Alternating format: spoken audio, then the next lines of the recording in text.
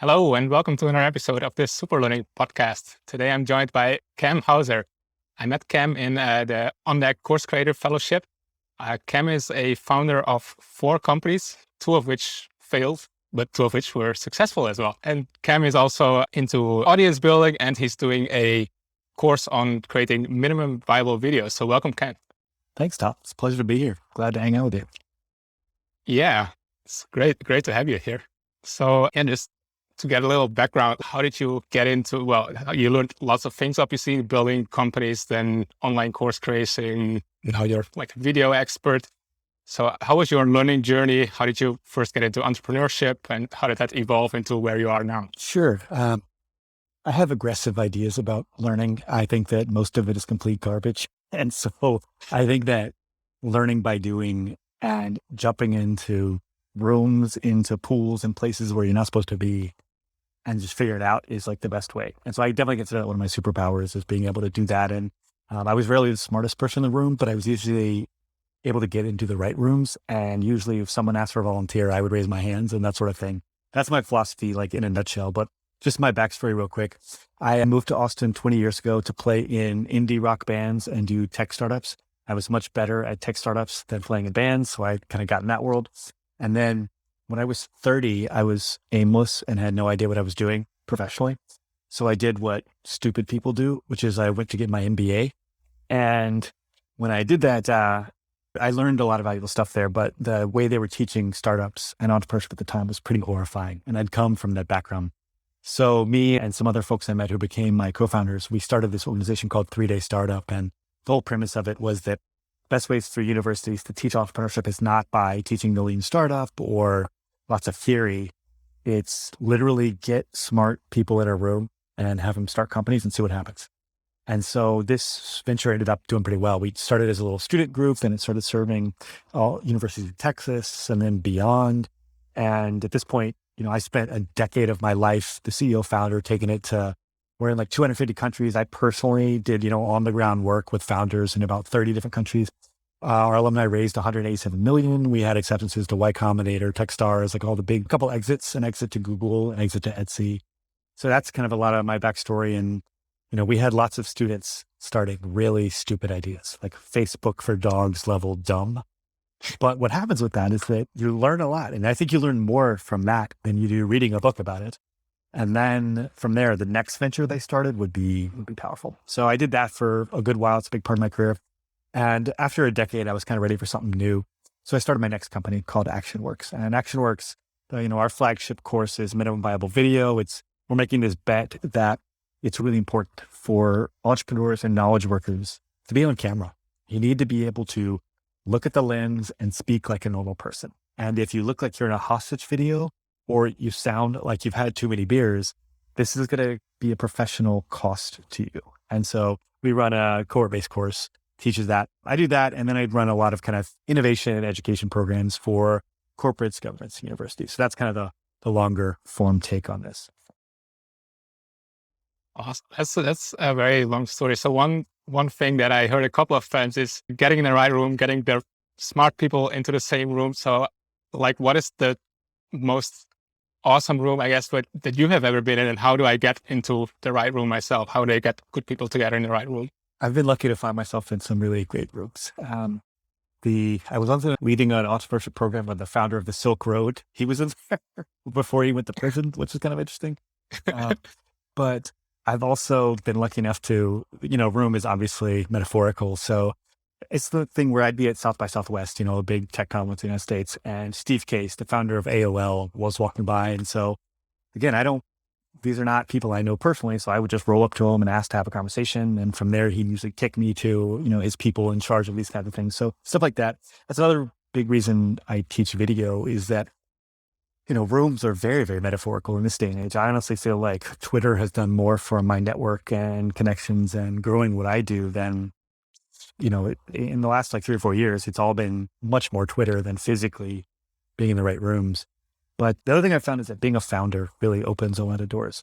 If your introduction of yourself is, I'm working in middle management at so-and-so company, a lot of investors, a lot of like people who do interesting things, they say, okay, Whereas if you're founding something, you don't even need to be successful. As I mentioned, my first were definitely examples of failing forward in terms of the amount of learning and networks and contacts I got. They didn't even work out. So meeting people just through building something cool and trying to find other people who that resonate with. Another thing that I practice, I have a video about this I can share in the show notes, is Andrew Yu is a gentleman who actually works for On Deck. He's one of their product manager types. But he has this interesting thing called the Zoom strategy, which means Twitter to Zoom. And it's this playbook he developed for how you have a very friendly conversation on Twitter and how that turns into a Zoom conversation where you actually could add them to your work.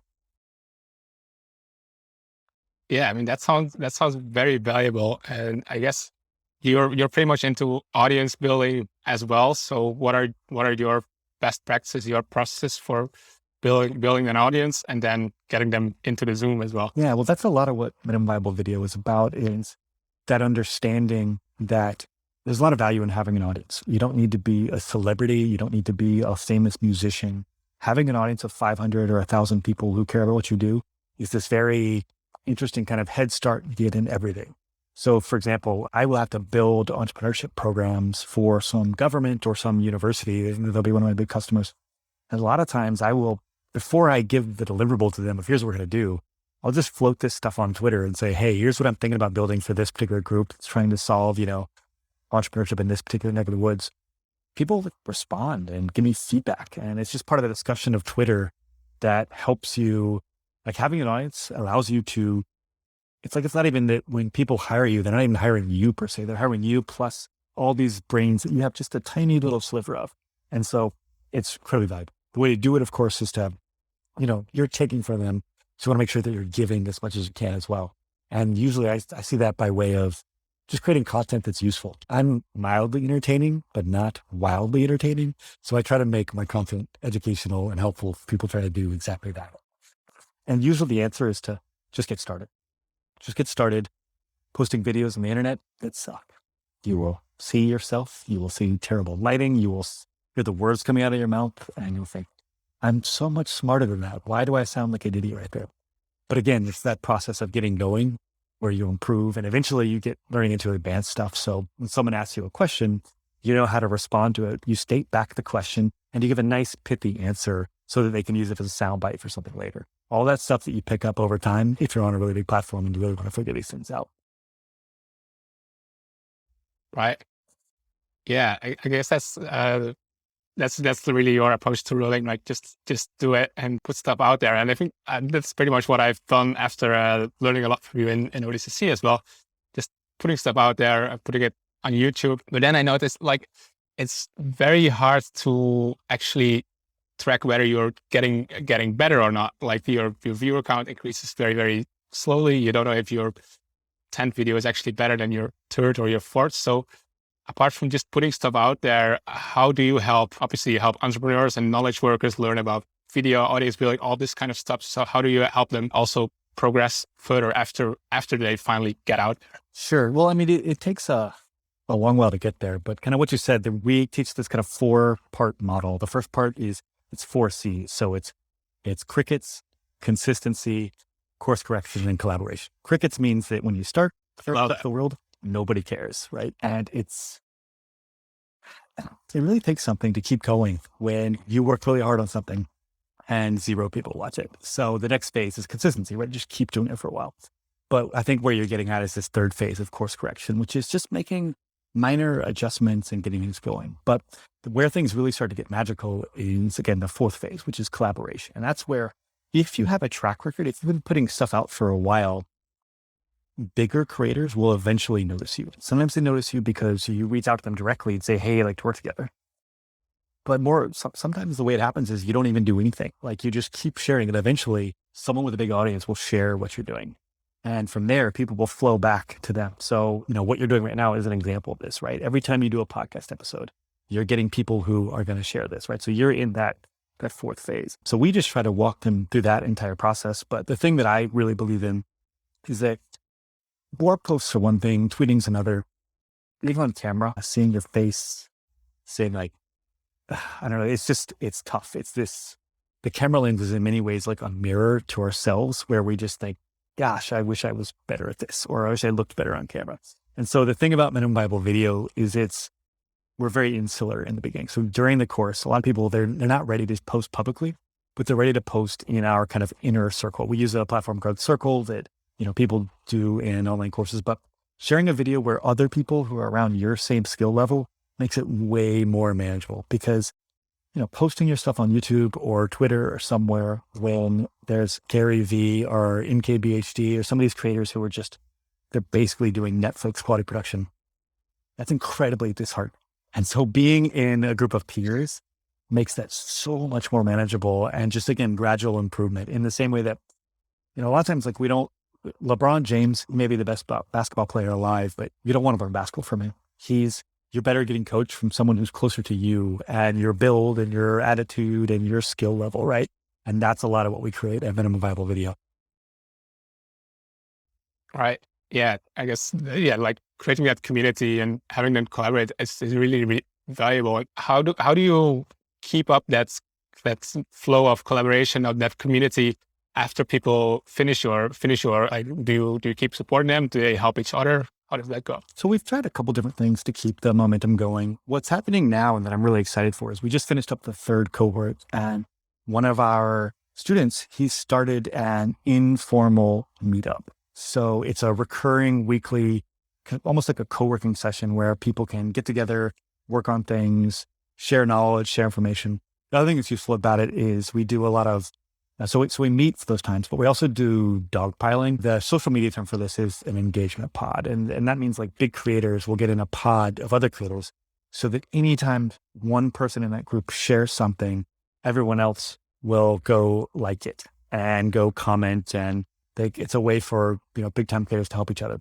We call it dogpiling, just in the sense that we're all kind of piling on and helping out.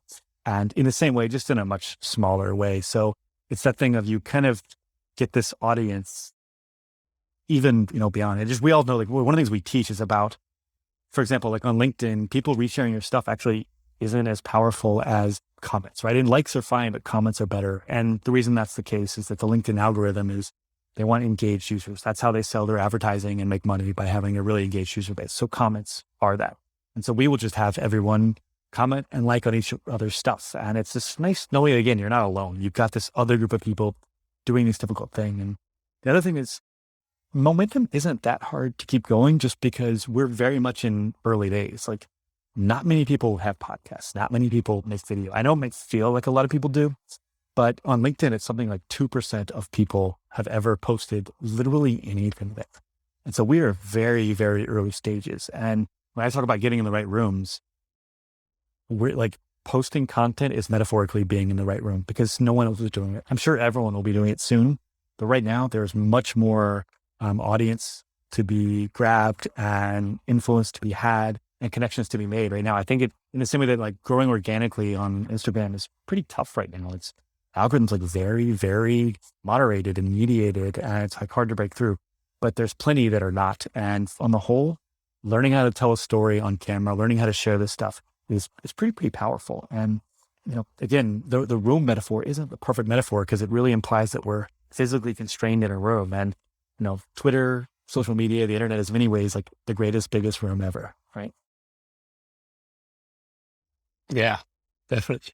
And most people that you work with are, like, knowledge workers, entrepreneurs, I guess a lot of them even engineers like me. And if I look back at myself, like, a year ago, like, I wasn't posting anything. I didn't like social media at all. And I was very skeptical about the whole thing. And I guess there must be people in your cohort feeling that same way. And how can you get over that and almost become okay with I don't know, yeah, putting yourself out there and doing, like, this, what seems maybe like a childish activity, but which is actually extremely valuable. How do you get people to do that?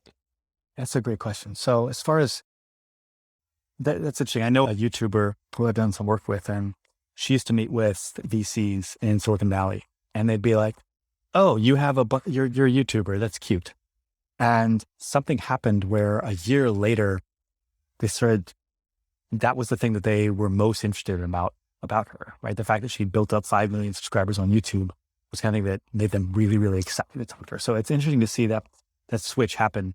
And all great technology is ridiculed in the beginning, right? All, like, so many like amazing inventions, like the automobile was a toy. Like there were toy cars before we had real cars, right? So there's lots of things like that where everything is kind of ridiculed, not really understood in the beginning. I don't even like the term social media.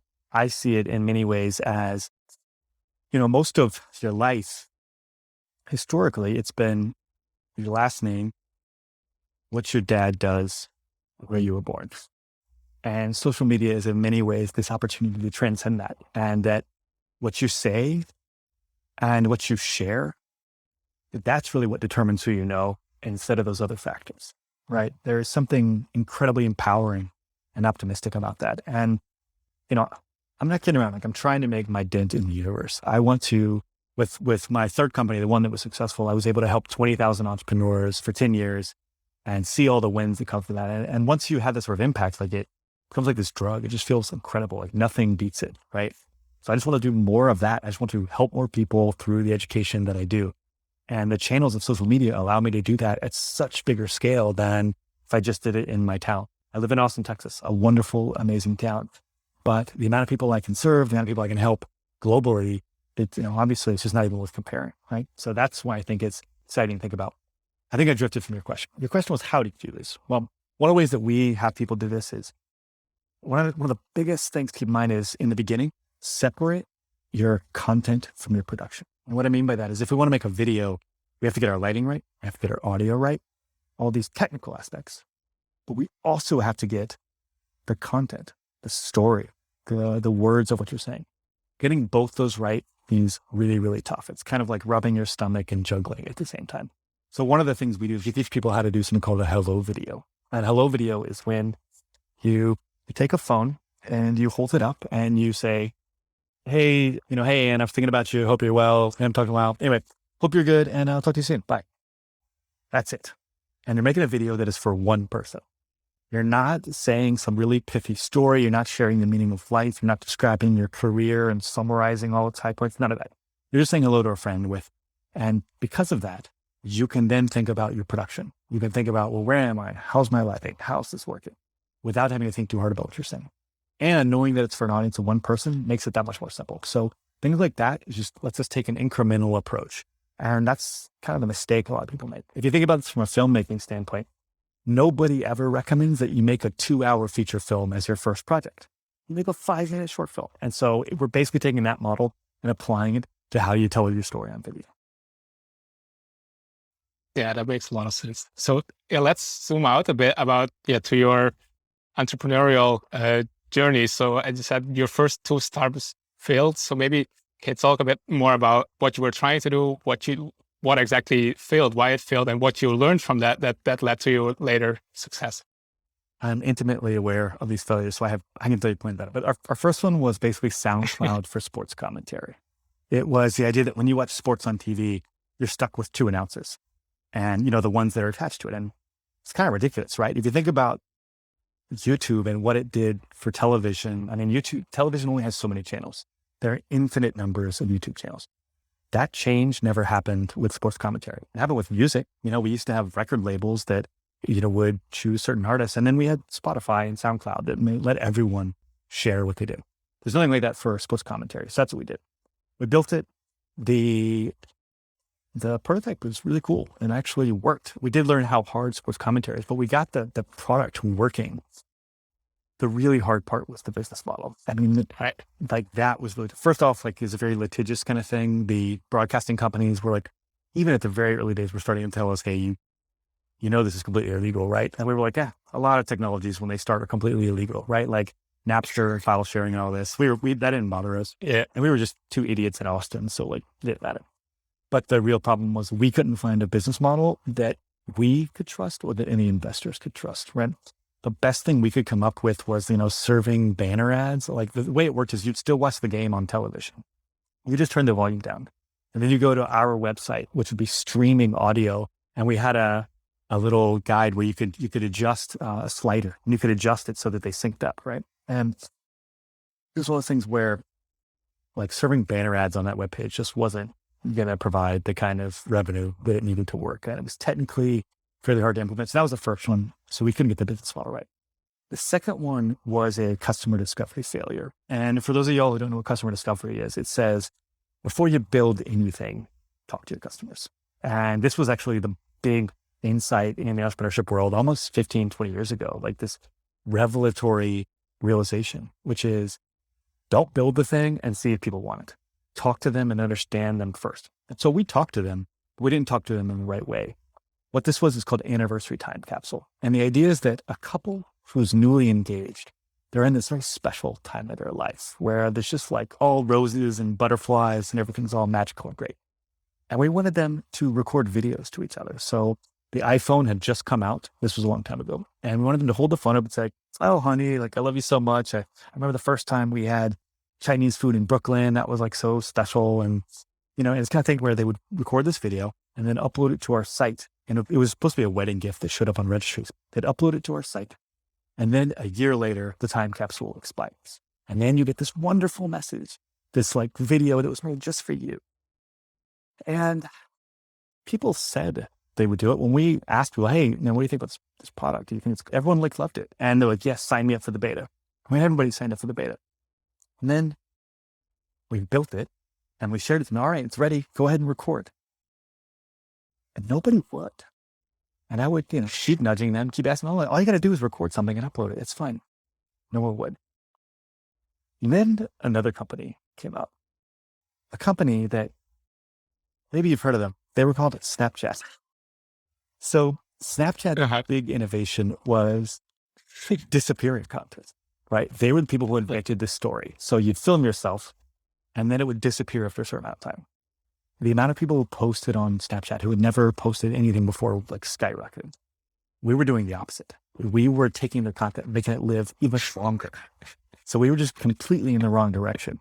But that failure was, we didn't talk to people properly. We should have asked better questions. And if that's something you or your listeners are interested in, there's a book called The Mom Test, again, in Rob Fitzpatrick, and it explains how to ask questions that get to the heart of it. Because if we had done that properly, we wouldn't wasted all that time building the tech.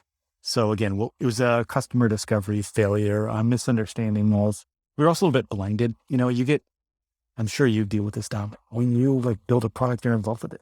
You think it's the greatest thing in the world. And that doesn't matter. Yeah. It's unimportant. All that matters is the people you're trying to serve. Do they love it? Are they passionate about it? Does it solve a problem for them? And so both of those failures were what enabled me to get it right when we started our third company. I knew how to listen to the market. I knew how to understand that. And I was only going to try one more time. If the third company failed, I was going to give up completely. But I also did fail forward with both of those. And that's one of those things where with the sports commentary startup that failed, I became known as the Austin sports commentary tech guy. And there was no one around who did that sort of thing. So it actually opened up a lot of doors for me. And as I said, being the founder of this company, even though it failed, still opened up a lot for me. The second one, I built a lot of good relationships and was able to be part of we built a successful product in the sense that we built it. We didn't build a successful company, but we built a successful product in the sense that we built the entire thing, built a cool UX. I hadn't done as much front end work there as I had in the thing. So learned a ton, and both of them opened a ton of doors for me. Not to mention when I really went all in on my third startup, I had the confidence of knowing that I've been in a lot of these rooms before. I've had a lot of these conversations. So I recommend everybody have a failed startup. It's a wonderful learning experience.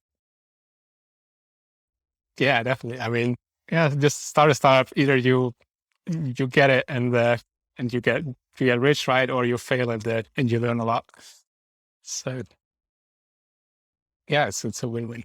So yeah, just hearing those stories and like the crazy ideas for your startups, I'm wondering like, how do you choose what to learn and what to invest your time in? Like some of those ideas seem quite random, like sports commentaries, then video, like the opposite of Snapchat, right? And and now you're into video again. So yeah, like how do you decide what to learn and what to invest your time in and what piques your interest? I can answer that elegantly from a how do you decide what company to start.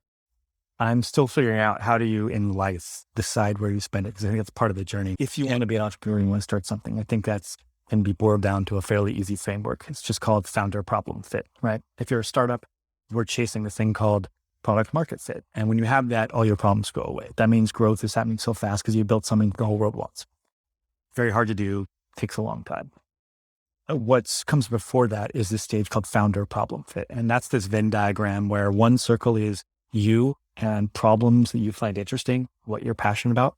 And the other circle is what people want. And what you want is the center of that Venn diagram, right? And if you have a good balance there, you'll pick the right thing.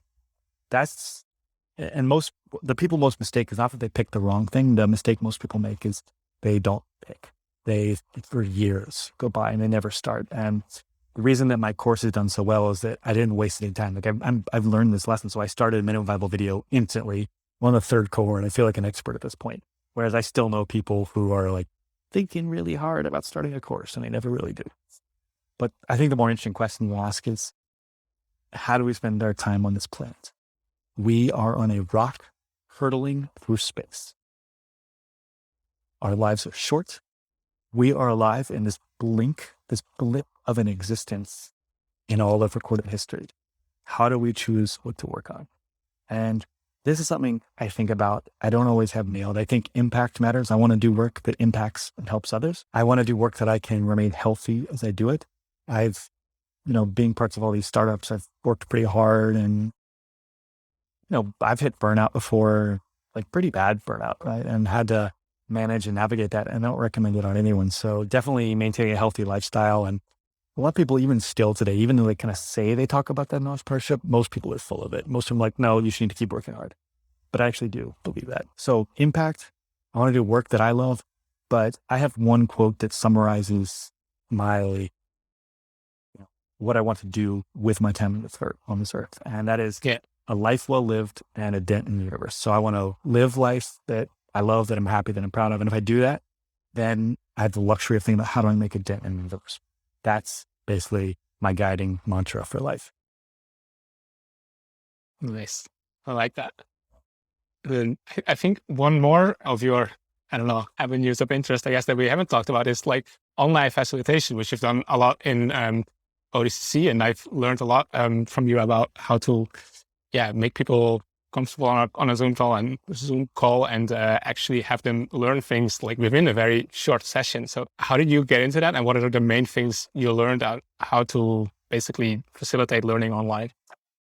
So online facilitation is a huge deal. It's one of those things where I don't think humanity really gets it just yet of how powerful this thing is. The reason it's powerful is that when human beings get together in person, magic happens, right? That's when companies get founded. It's when beautiful art gets made. If you go to a concert and there's a band playing and incredible, it's human beings in rooms is the source. Like collaboration is just really, really powerful. Facilitation is how we get people to collaborate well on the internet. Obviously, there's things like Reddit and other communities where there's projects that people are part of that are wildly powerful. But online facilitation is, well, how do we do that more live? How do we do that? All of us in a Zoom room, how do we work together? And facilitation is the art of steering and guiding people through a common goal of getting something cool done.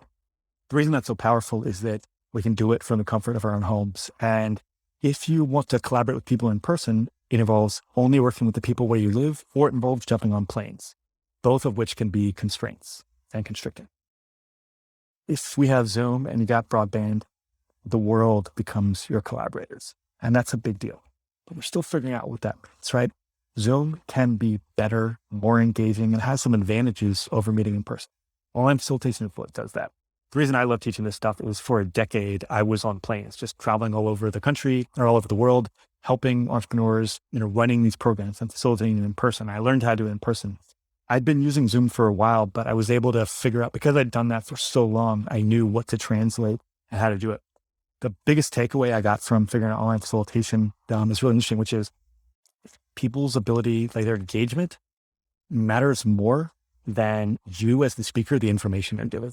So that was a wild thing to learn, noting that there can be a really young, not PhD, not subject matter expert, but if they know how to get the room together and working on the project well, so much better. And so many better outcomes happen than if you just have a brilliant PhD who's a subject matter expert who can talk and share good ideas.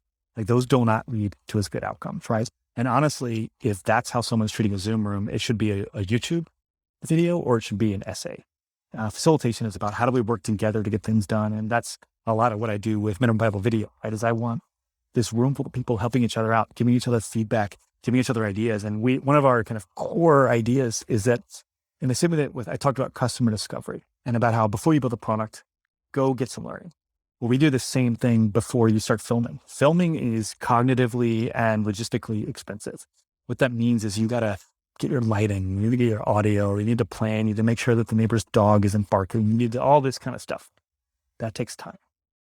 Now, what doesn't take much time, and what's not too hard to do, is to, in a Zoom room, explain, well, here's what the video is going to be. I'm going to do this, I'm going to do this, I'm going to do this.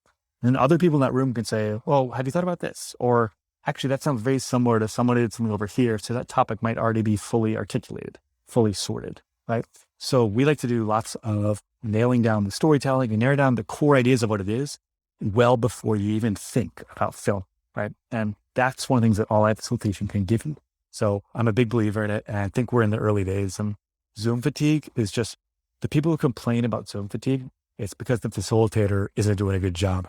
And they're complaining in the same way that we used to complain about reading online. Like, you may be too young for this, Dom, but there was a time when people were like, oh, I hate reading on the screen.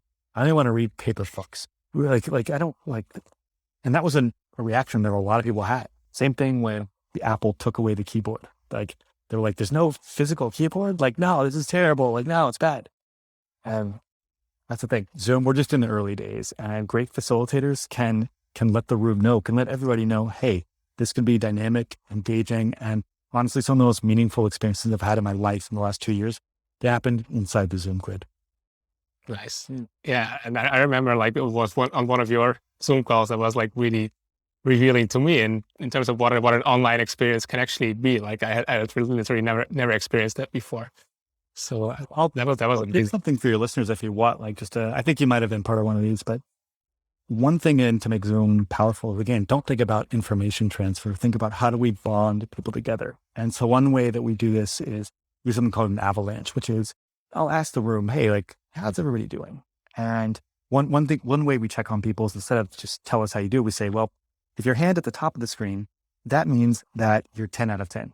And your hand down here, that means you're 1 out of 10. And we know how you're doing. And, people are all over, they'll report back. But there'll be someone who's here. And then I'll say, hey, what's going on?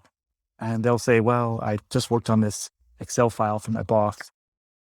And, well, I didn't save it. And I can't find it. And so I just lost 3 days worth of work and my boss is furious. So an avalanche is when we say, all right, well, that was John. Sorry, John's having problems. Let's just give him a little something. What we're all going to do is, on the count of 3, we're going to unmute and we're going to say nice things to him. And again, it doesn't matter what people say. And of course, you can't even hear the audio perfectly because it's 15 or 20 or 30 or 40 people all talking at once. What they are doing is you get to know that it's a room full of people who give a crap about what you're working on. And this is the kind of thing that people will co-stuff these for weeks. And usually what I do is I record them, turn it into a GIF and send it to them later just so they can tuck it away for the next time something bad happens if they have that. But what's powerful is it makes that person feel better. And I don't know, there's just something really powerful for the entire room to be part of something like that. It lets you see, hey, I'm helping someone out, and helping someone out. I don't know, we don't have much time on this earth. If we can help other people, that's a beautiful thing to do. So that's one thing that is a great way to facilitate some good interaction and some good community in a room. Yeah. And I've seen that work so well. And yeah, you really get that feeling of contributing to something bigger almost. And related to that, I think you were talking a lot about like storytelling as well. So like how can we tell our story, I guess, to first build an audience, but then also to eventually lead to interest and sales for our product or our service or whatever it is we want to achieve. So storytelling is such a soft word. It sounds like it's a stupid phrase. Like I don't like any of the connotation of the term storytelling. What I know is that bullet points and spreadsheets, those don't move anymore. And we are at the end of the day, we are feeling creatures. And a story, if we're trying to have impact or we're trying to get someone to make a decision, a story does that better than anything else. It's persuasion, right? So given that, I think storytelling is important to learn. I've spent a lot of time trying to learn it and teaching it to people. And basically I boil it down to it's half being an entertainer, half being an educator, right? And good storytelling does that there's tons of different frameworks you can use to get that across. But what's funny is the more stories you tell, the more you win. And when I'm trying to close a big customer, a really, high profile deal, it's dollar wise, very juicy. I give them a nice proposal and all this stuff, and I explain how it's going to be. And then I send them a 1-minute video of me telling a story about what this work reminds me of and why we think it'll be great for us to work together. That story, it's doing a lot. It's reminding them that I know how to do this stuff. It's letting them know that I care. And it's letting them know that I'm bringing this ability to tell stories that, well, if it works on them, it's going to work on the people who I'm working with as part of the project, right? And that's something that, again, no spreadsheet is going to do that. So there's lots of different ways of thinking about storytelling and how to do it well. What I recommend is something just called the HIT framework. Super simple. HIT. Hook, idea, takeaway. And the hook is how you get someone interested. Otherwise, we're just giving prose. We're just unpacking, explaining, lecturing something. And a story is not an explanation, nor is it a lecture. It's with the hook gets them engaged. The idea, that's the story. That's what happened. What is the concept that you are unpacking and sharing? And the takeaway is what makes it relevant, right? Because if I just tell you an anecdote is an experience in my own life about something I did, which might be fine. But if I package up a takeaway, something that is useful to them, now I'm helping them. And that's how I get that educator, entertainer balance. If you want, Dom, I'd be happy to give you an example of the HIT framework if you wanted that. Yeah, go for it. Let's think of something specific to Traverse Link. Are you pitching people like customers and investors ever for this? So I'm not really doing B2B for now, or not looking for investors at the moment, but I might be in a couple of months. So. Okay. Well, I'll just give you a quick example of a story and we can wrap up soon. But I was thinking the other day, there's this. So here's the HIT, hook, idea, takeaway. And the hook is 0.3% of movies that ever get written ever become full movies, right? A screenplay gets purchased by a major film studio, actually becomes a feature. That is a tiny percentage. And so I want to tell a story of like a really interesting path that idea took to becoming a film. The film's called Cry Macho, came out about a month ago. Clint Eastwood produced it. The story of this movie is really interesting though. The guy who wrote it, and Richard M. Nash, he wrote his pitch and he gave the screenplay to some film studios. This was in the 70s. And they said, no, thank you, but no thanks. We don't care. And he's like, okay, fine. And then he went and he pitched it to some publishers, to book publishers. And they liked it. They said, okay, yeah. They gave him $10,000 and he wrote this novel. 10 or 15 years later, this novel has actually become a bit of a favorite. It has an audience. People like it. It's been critically acclaimed. It's built up a large readership. The movie studios hear about it and they reach out to him and they say, hey, this is a really cool book. Can we adapt this into a novel or adapt this into a film? And he said, yeah, sure. As long as you're willing to pay me, I'm happy to adapt it to a screenplay. And they said, okay. And then he took his original screenplay, word for word, that he had given them before and gave it right back to them, of which they paid him for it. And they loved it. Then 15 years later, it finally gets released. Finally, it's released as a major motion picture. But the takeaway here is our ideas, timing matters. And the more opportunities we get to pitch them, the more opportunities we have to explore them in different forms and formats and for the right people to hear them at the right time. And if we can do that, well, you'd be surprised. An idea is not really good or bad. A lot of it's just time. And so sometimes if I pitch something that doesn't go well, it might just mean that my tactics off. It's not that it's bad. So that's an example of that framework real quick. H dive. Sorry. We should probably wrap up. Yeah, there's another call happening nearby. Yeah. Sure. I just had, I think, one or two more questions. So we've been talking about, tools like Zoom, obviously, and there's even tools that you can use to like record a video and like deep fake it. There's tools to learn more efficiently, like Traverse, obviously. So how do you see tools as being an entrepreneur and having built software before? How do you see tools help in actually, creating more opportunities for learning, for collaboration? And where do you see that going? Yeah. I'm still sorting out the collaboration piece in terms of great tools. I use lots of tools, but the thing that I'm most excited about these days, spaced repetition in Rome. So that one, backlinks in Rome, two, were a very big deal. Backlinks, making it easier to make connections between things that I learn, and highlighting and information capture, all that was a big deal. But it still requires me thinking, having to remember to go back through notes. Whereas spaced repetition, if you implement it in Rome, there's a couple of different ways to do it. What it means is that you'll just be presented with a note that you did maybe weeks, maybe months ago. And that getting surfaced passively to me is very, very powerful. So that's an area I'm really excited about. I'm still trying to figure out DAOs, Web3, and how to get involved in that world. So much of the startup world is like things only work if there's this one owner. Like a project needs one owner who, if that person doesn't do, everything fails. Because if it's distributed amongst a ton of people, then it's problems. And I'm still haven't figured out in Web3, when we're all collectively part of something like that. Well, how do we not have massive diffusion of responsibility? And that's something I'm really curious about, the question top of mind based on what you just asked. Awesome. Yeah.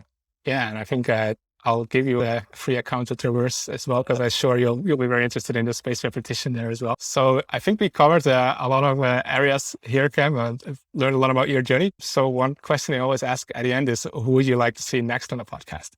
I'd like to see them. So that I can then reach out to them, saying that I was referred to you, of course. Naval Ravikant. Do you want someone who's like part of the Twitter internet world that we swim in, or do you want someone who has nothing to do with that world? I guess pragmatically, probably somebody who's like a bit big on Twitter, at least. Yeah. Because I can think of a gentleman. There's a guy named Maxwell who I'm going to meet with next week, who's a PhD in learning science. And I think he would be very interested in the type of work you do. Why don't I talk with him, and I'll see if it's a good fit, and I'll see if he's the type of person who would be good for this. But yeah. Yeah, that would be awesome. Looking forward to that. Cool. Well done. Thanks. Cool. So appreciate it.